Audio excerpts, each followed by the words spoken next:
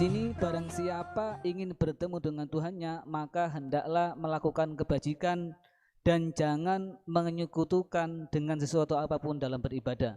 Yang dimaksud di sini bertemu dengan Tuhan itu seperti apa? Yang kedua, melakukan amal kebajikan itu seperti apa? Jangan menyentuhkan Tuhan dalam beribadah itu seperti apa? Nggih, niku Gus. Satu pertanyaan Gus. Satu pertanyaan ada 3 kategori. Ngapunten Gus. Bismillahirrahmanirrahim. Pertanyaan itu bagus sekali karena hal yang sama dialami Rasulullah SAW. Jadi ketika Nabi ngendikan man ahabba liqa Allah ahabba Allahu liqa'ah. Wa man kariha liqa Allah kariha Allahu liqa'ah. Jadi terus sahabat tanya, bagaimana itu ya Rasulullah? Wa kulluna yakrahul mauta katanya.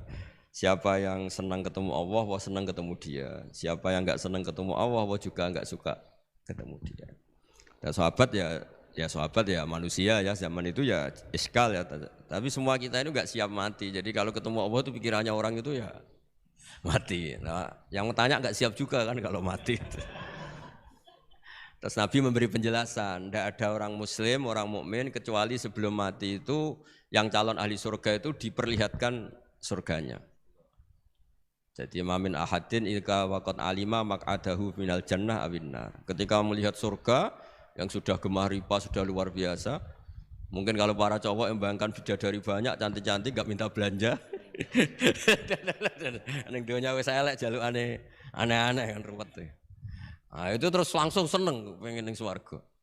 Jadi kalau ada orang mati kok tidak semangat, berarti belum dipertontonkan surga. Nah, ketika dipertontonkan surga kan sudah tidak ada kerja, tidak ada atasan, tidak ada bawahan, nggak ada istri cerewet, tidak ada teman bodoni, pokoknya di surga itu kan enak semua. Nah, terus seneng.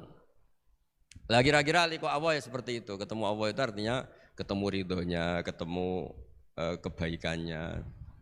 Itu resep pertama tentu tidak boleh syirik. Syirik itu menganggap ada kekuatan lain setara dengan kekuatan Allah. Jadi kalau orang tawasul sama nabi, sama wali, sama habaib itu tidak syirik, itu kan tetap Allah itu punya kekuasaan mutlak. Kita ini butuh orang dekat. Bukan mensetarakan orang dekat ini sama Allah Subhanahu wa ta'ala, itu jelas tidak. Ada orang Islam yang punya perasaan ada kekuatan lain setara dengan kekuatannya Allah Subhanahu wa ta'ala. Makanya Nabi sudah menjamin, saya tidak pernah takut kalian melakukan syirik, karena siapapun yang punya iman pasti tidak akan mensetarakan yang lainnya sama dengan Allah Subhanahu wa ta'ala. Jadi makanya keyakinan ahli sunnah, keyakinan guru-guru kita, wasilah itu tidak termasuk syirik. Karena ya di hatinya sama sekali gak ada hukum penyetaraan. Maknanya syirik, tasyrik itu kan menyetarakan. Jadi itu penting dicatat ya, supaya kita clear, tidak ada perasaan seperti itu. Nah caranya ada syirik gimana ya tadi? Dielmoni lah, dielmoni. Misalnya kamu senang seseorang di kuburan ya sendiri, ketemu hisab ya sendiri, apa-apa sendiri. Misalnya kita dicintai banyak orang, ketika di kuburan ya dibiarkan sendiri. Misalnya munamuni seneng Gus Pak, misalnya aku mati baru ditinggal. Nah, ya kan sama aja, baru dipendem gitu. Makanya guyonannya sahabat itu guyon tapi masuk akal itu. Ketika Rasulullah wafat itu semua sahabat dilupakan kali itu Rasulullah, sehingga berani mengubur. Lupa semua. Setelah datang, pulang semua ketemu Sayyidah Fatimah. Ya Anas, kamu tadi ikut cara basa Jawa mengubur Nabi. Wah, terus diingatkan sama Fatimah, kamu teganya, kamu semua mengklaim mencintai Nabi, kenapa taksu alaihi turab? Kenapa kamu menguburkan dengan tanah? Itu semua sahabat nangis semua. Cek teganya kita mencintai kemudian kita yang mengubur.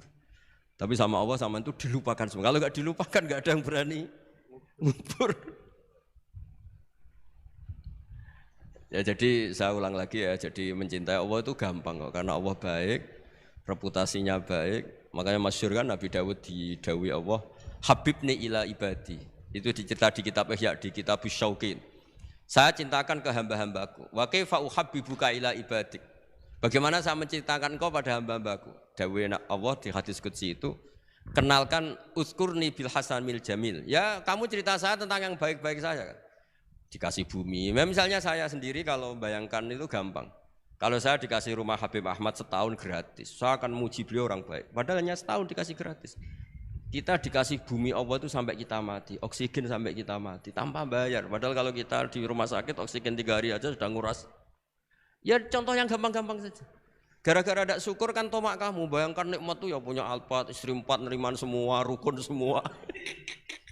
Terus yang 3 digota ganti ya gelem semua. Lah gara-gara kaya itu ya yang masalah. Padahal kalau kita dikasih rumah orang, Alphard orang gratis itu senengnya. Lah Allah ngasih apa coba? Makanya uzkurni bil hasanil jamil. Sudahlah kamu nyebut saya itu yang baik. Fa innahum la yadhkuruni ilal jamil, kata Allah di hadis qudsi itu. Mereka ingat saya itu juga yang baik. Baik. Dan makanya ini kan latihan walakin nawwa habbaba ilaikumul iman wa zayyanahu fi qulubikum. Makanya saya dakwah itu ya yang gampang-gampang saja. Ya semuanya Islam ilmu swarga. Ya memang dawuh Nabi gitu, mangqala lil wa dakhalal jannah. Lah kita gara-gara khawatir dasar hati cilik, mangqala la ilaha illallah gak sih dakhalal jannah sik. Nak taate ngene matine ngene, panjang sekali catatannya. Setahu saya ngapalkan hadis itu tidak ada catatannya. Mangqala la ilaha illallah dakhalal. Tahu-tahu kok sekarang banyak apa? Catatannya banyak. Ya coba artinya gini lah, kalau kamu hati cilik ya hati cilik, ngarang kitab gak apa-apa, bisarti kada wakata, tapi tetap saja itu gak dawuh Kanjeng Nabi. Ya monggo nak ikhtiyat ya monggo, tapi ya jangan terus saking ikhtiarnya terus dawuh Nabi semua dikasih catatan, kan kasihan Kanjeng Nabi dawuh mangqala wa taqallal jannah. Ada resmi catatan ya hanya mukhlison biha qalbuh, itu resmi itu. Tapi mukhlison biha qalbuh, ikhlas yang dimaksud itu kata Ibnu Hajar Al-Asqalani itu la khaufan minas silah. Dulu orang munafik lafadzkan la ilaha illallah itu karena takut gak dianggap Islam. Zaman itu istilahnya khaufan minasilah. Tapi kalau orang Indonesia karena ada ancaman bagi yang tidak Islam, ya hampir pasti ikhlas karena gak ada takut apa coba gitu.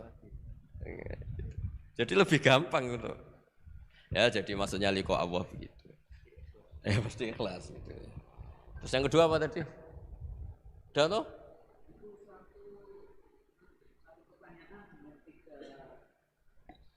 Oh, udah itu sudah 2 pertanyaan dari 1 orang, kamu gimana gak profesional?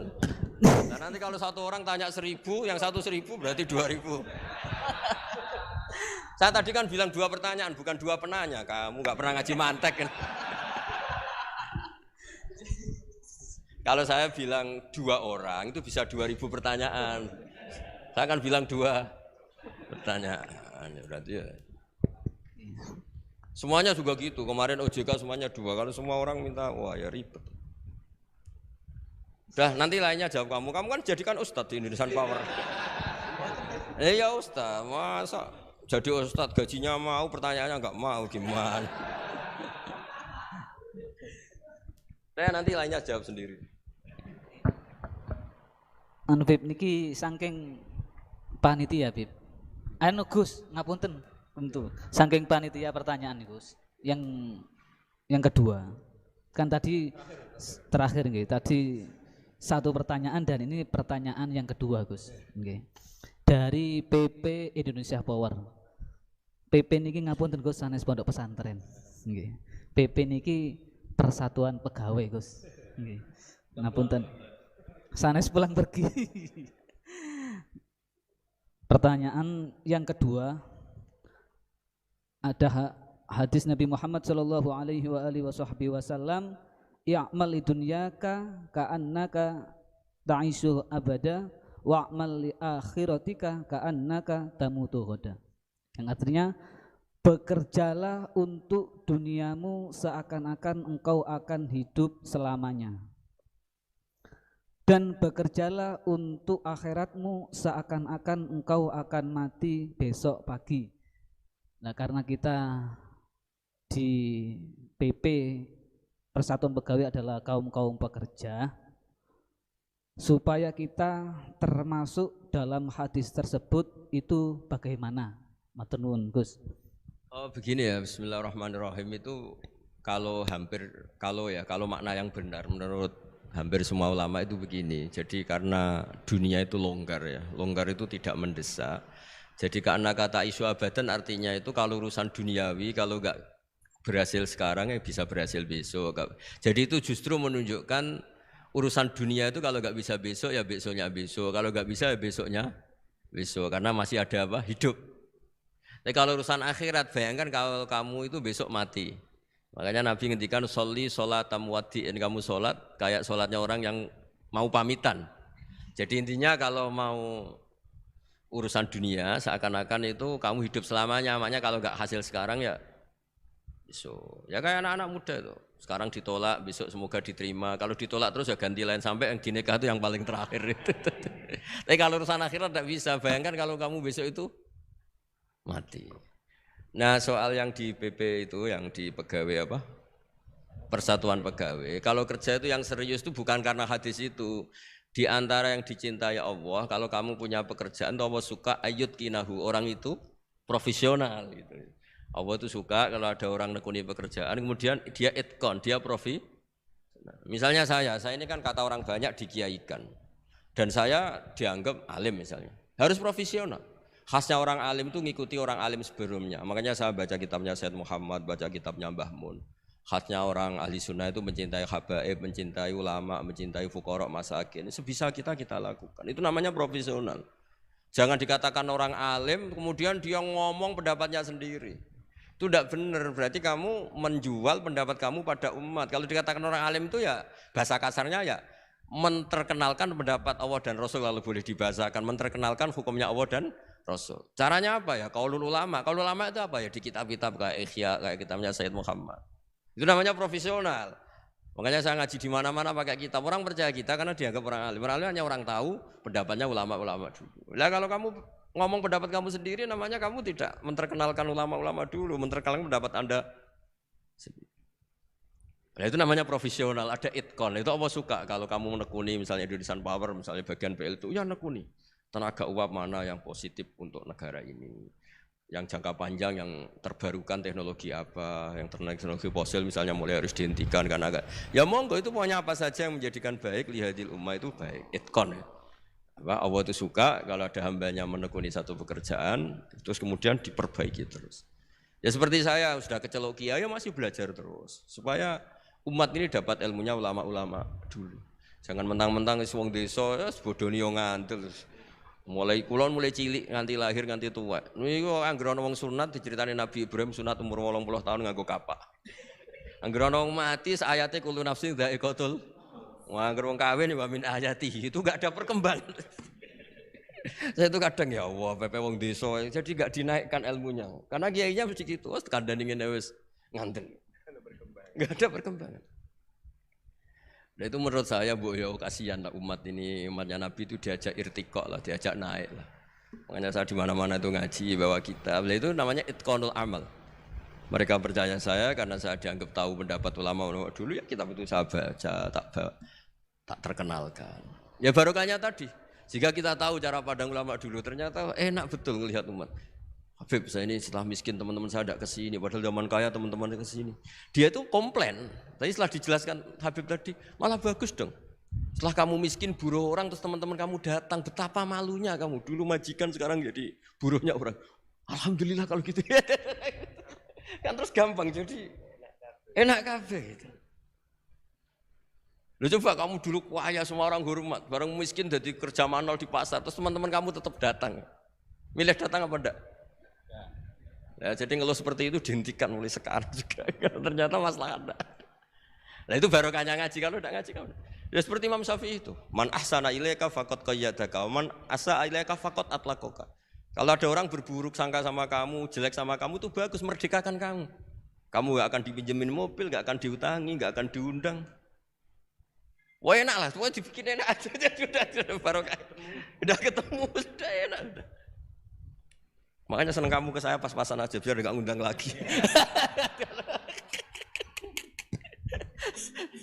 Intinya itu dikelola yang baik. Kalau pas baik ya teman silaturahim, teman berjuang gitu. Kalau pas enggak baik ya berarti enggak ganggu ya sudah. Kul kullum min indillah sudah.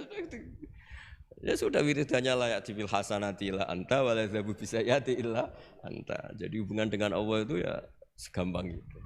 Nggih, mohon ngoten nggih. Nggih, monggo.